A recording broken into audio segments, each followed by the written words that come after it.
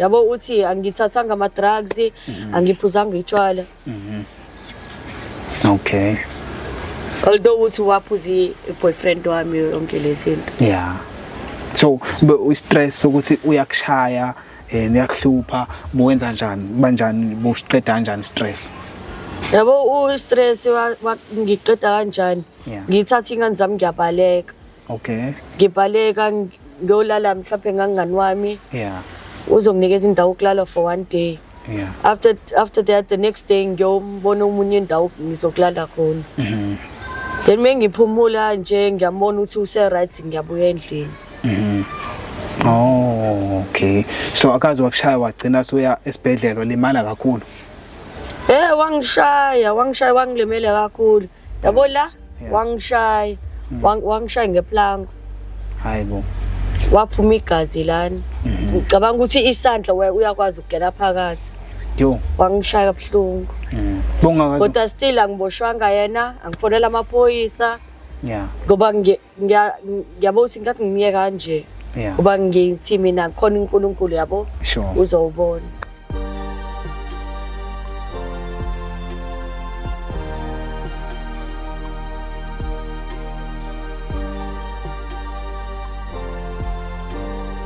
Sanibonani babukeli bethu, siyanibingelela futhi siyanamukela kuhlelo lwethu iSolva Zothi. Lona ke umphambi kwenu uThembinkosi Mungu, umfana ongenayo ibongelo, ngibongela ongibongelayo, ngithi danko. Siphinde futhi ke sibonge kakhulu ukuthi ke nibe kunye nathi njengoba silethela i-episode yethu entsha sha. Siyacela ukuthi ke nenze into right njengoba nisabukile lapha emakhaya, ni subscribe, ni share, ni comment lezi zinto esinilethela zona, mhlawumbe khona abangasizakala ngazo. Njalo namhlanje ke sifikile la sizohlangana nosisi wethu ofuna ushare udaba lwakhe, indlela akhule ngayo nempilo indlela eyiyona njengamanje. Usisi wethu ke walahlwa emncane, elahlwa abazali bakhe, akasazi story ukuthi bamlahla kwenze njani. Watholwa umama osebenza emakhishini, uyena owazama indlela zokumkhulisa kanzima, kodwa ubaba kwakhe engafuni, engayamukeli lengane angayazi futhi engawona umhlobo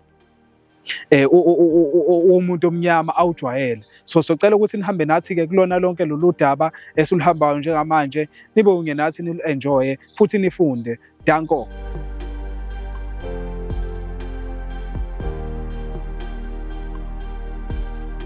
Siphinde sinibingelele ababukeli bethu, siyabonga ukuthi nihambe nathi. Sesifikileke lapha sokhuluma nosisi wethu lapha, uyena nje ozosithatha asibeke kudaba lwakhe ukuthi luhamba kanjani ke, uthandeka igama lakhe lesizulu. Uzosithatha ke nje asitshele ngestory sakhe nje ngempilo yakhe ukuthi impilo yakhe ihambe kanjani kuze kufike la ekhona njengamanje. Siyabonga, siyakwamukela Thandeka kwiSolva Zothi. Ngizocela nje utshele ababukeli bethu ukuthi ubani igama nesibongo. Hi, my name is Natasha Thandeka Dlamini. Yeah. Yabo uthi mina ngilana ngifuna ukuchazela inkinga yami, yabo impilo yami, ngathi ngikhulisa kanjani. Yabo uthi uma wangizalisa uma, wangithatha wangilahla. Khona umunye umama wasebenza ekitchen. Yeah. Wangifika wangithatha. Uthi ngihlala naye ngikhuliswa naye. Yeah. Egcineni indoda yakhe akafuni uthi ngihlala naye.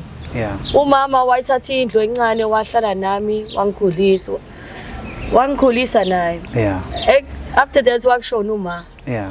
Washona umama ngiphuma khona ngihlala nongani wami. Yeah, yeah. Ngathi ngihlala nongani wami, ngihlala every night ngicasha ngiyolala lapho. Yeah.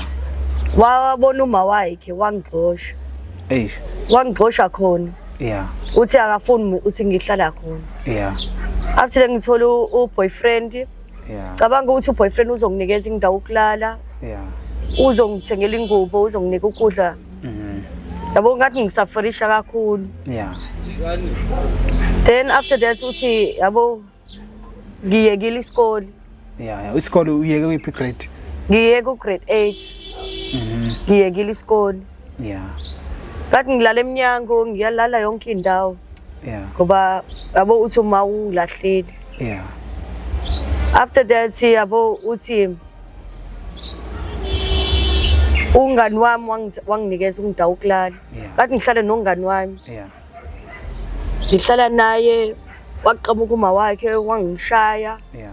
Wangixosha lapha endlini. Yeah. Uthi ngiphuma endlini yakhe. Yeah. Ngiyahamba. Okay, so boyfriend obusuhlala naye, did he help you with anything?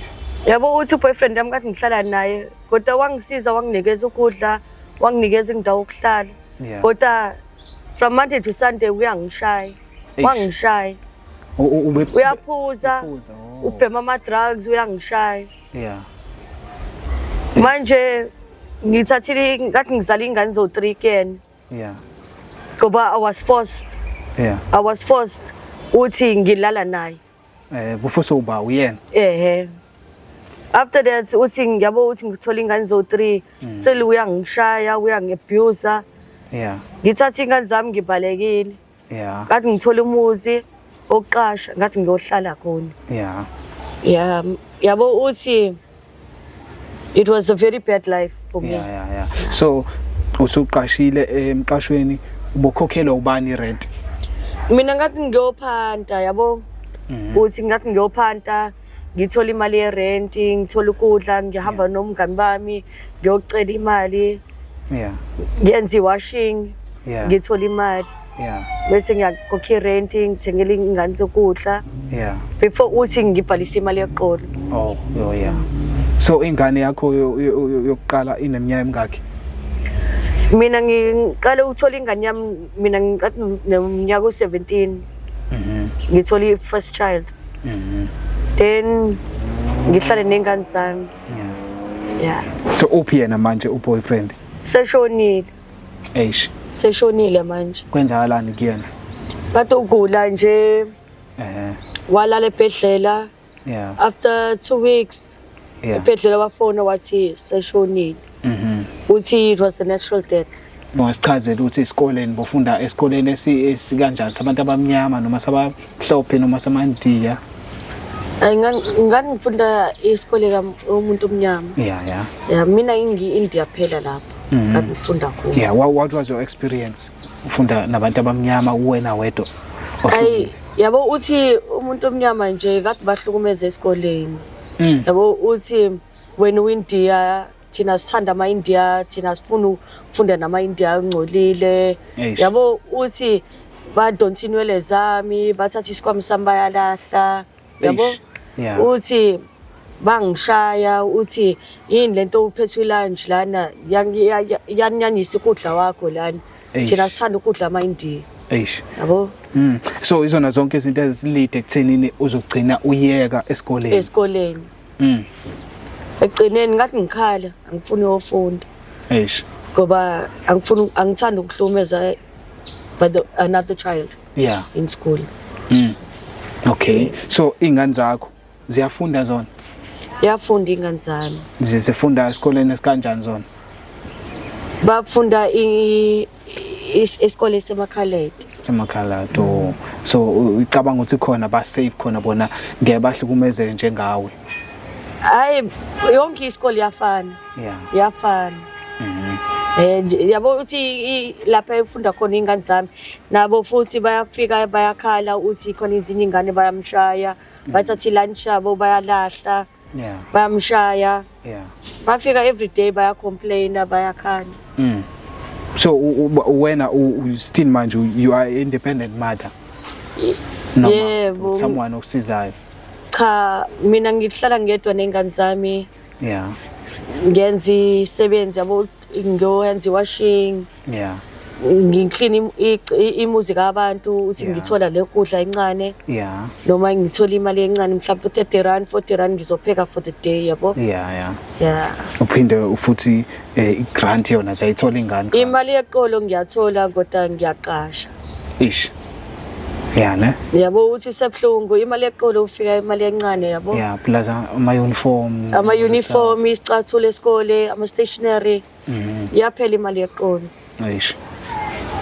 khona sometimes khona the days where uthi ingane zami uyolala without even isinko akayidlanga lutho bayalamba bayakhala bayalambile abana ukudla abanalutho ufunda abantu manje umdala ugrade ba ulo mdala ufunda grade 4 Okay.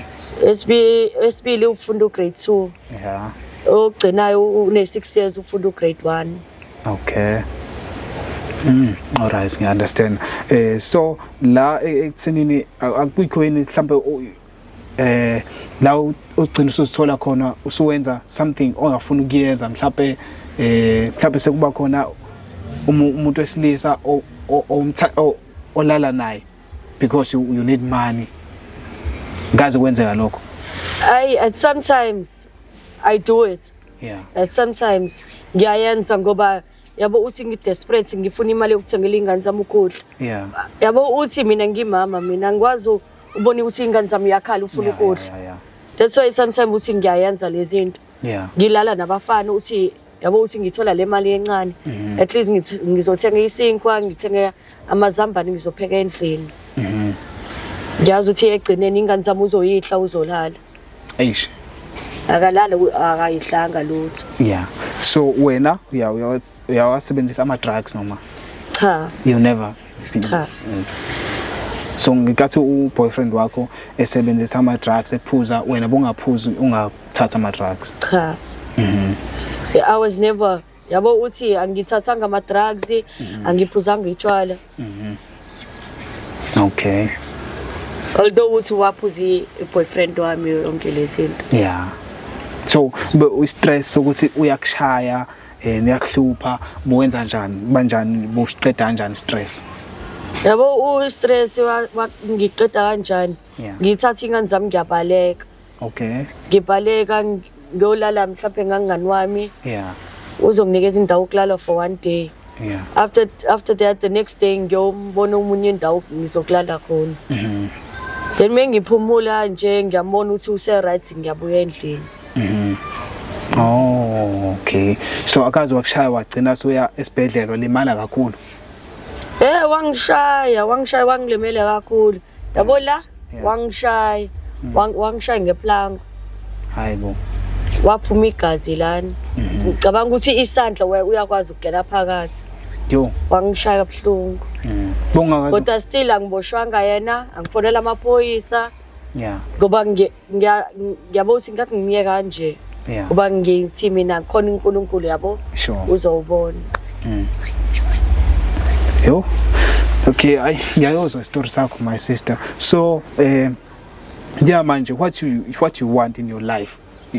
There's something you say, if I can get this and this for me or for my kids, I'll be okay. I'll say thanks God. What is that?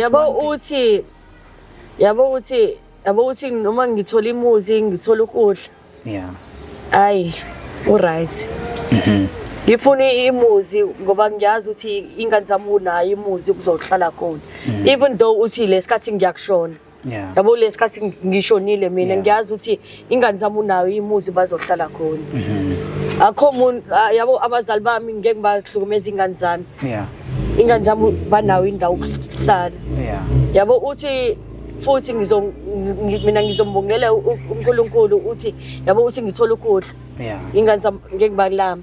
Banawo ukudla njalo. Yeah. Do you have any, I mean, you've ever got a chance to do something, to learn something which can help you to work, or a working skill, should I say? No, yabo uthi I didn't have any skills of working. Yeah, no talent. You've never seen. No talent. But yabo uthi ngiyakwazi ukuluka. Oh. Yeah, ngiyakwazi ukuluka inwele. Yeah. Yeah, I'm a Snoopy, I'm a straight back. Yeah. Yonke lezi. So why you don't focus on that? Yabo uthi yabo imali inkinga. Yeah. Yabo uthi mefuna ukuvula i-salon udinga imali. Yeah. But uyakwazi ukuthi ube nama clients akho uhamba wena uye kuwona mhlawumbe ayakufonela mefuna ukuluka yabo abantu nje around awunawo ama clients kanjalo. Not at the moment. Yeah. Not at the moment. You see, because in the area where I'm living in, there's too much of salons. Oh. Yeah. There's too much of salons. Manje awazi uthi angifuni ama conflicts. Yeah. because uthi nami ngifuna ukuvulisa lona yabo. Sure.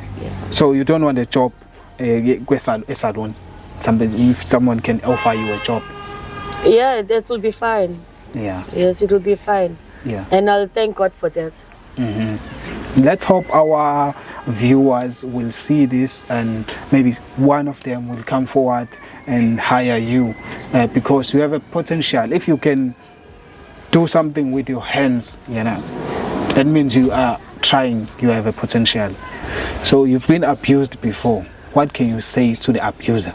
The person right now who's abusing someone or his partner, what can you say to them?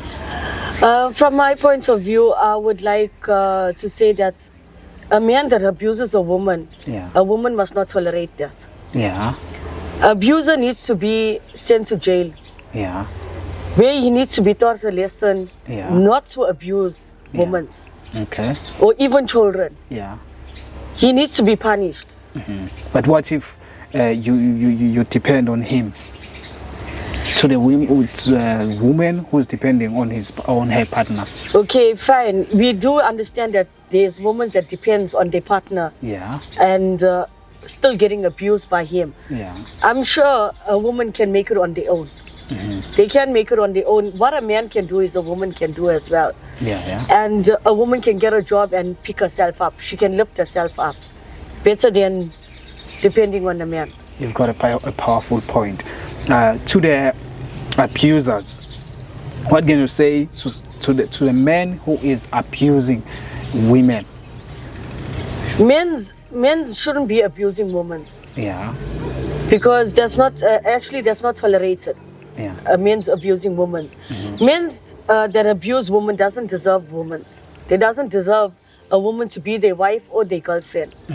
And I'm sure there's a law out there that can assist you by having him arrested or doing something to get him out of your life or to get him out of the path that's he's being putting you through. Thank you. To the children who is abusing other children, the bullies at school, you've experienced that before.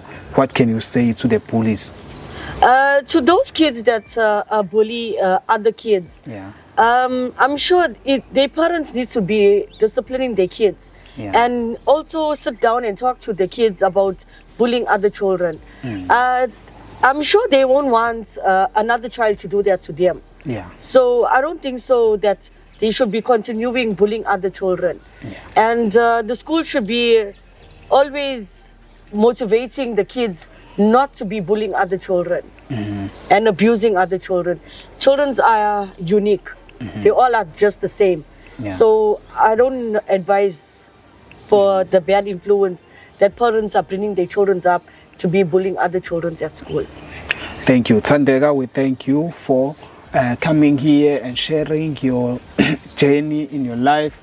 We are hoping that people will learn from your story and maybe someone will come up and help in this situation you are in right now. So babukeli bethu emakhaya nizwile ke story sakhe usisi ukuthi sihamba kanjani. Siyacela ke kunina siyazithoba uma nje kukhona mhlambe ongaba nosizo ngomsebenzi uthi uyakwazi ukuluka ikhanda, uyashaya nje inuphu, uyashaya nje futhi letayela ejwayelekile. Uma ngabe khona nje owesimame ongathinteka noma wesilisa athi na umsebenzi ukhona khona la eThekwini yena usisi singamthola nje kalulu, ungasithinta lapha kuma contact details ethu uqhamuke nosizo noma ke khona mhlawumbe olunye usizo ngaba nalo ezingane zakhe ke ukuthi mhlawumbe thola into zokugqoka noma ukudla nje beshilo noma into kanjani nje ungasiza ngayo. Siyacela ukuthi nithinteke lapho nisize, ningasithinta nje kuma contact details ethu nizosithola sihlezi sikhona. Siyabonga kakhulu ukuthi ke nibe nathi kuhambo lwethu namhlanje kuze kufike lapha. Sicela ukuthi ke nenze into right lapho ke emakhaya, ni subscribe, nishare ne-comment nesikhuthaze ukuthi siqhubekele phambili sinilethele izitori zabantu ezithintayo nezingashintsha impilo zabo. Siyabonga kakhulu siyiSolva Zothi, igama nguThembinkosi Mungu. Danko.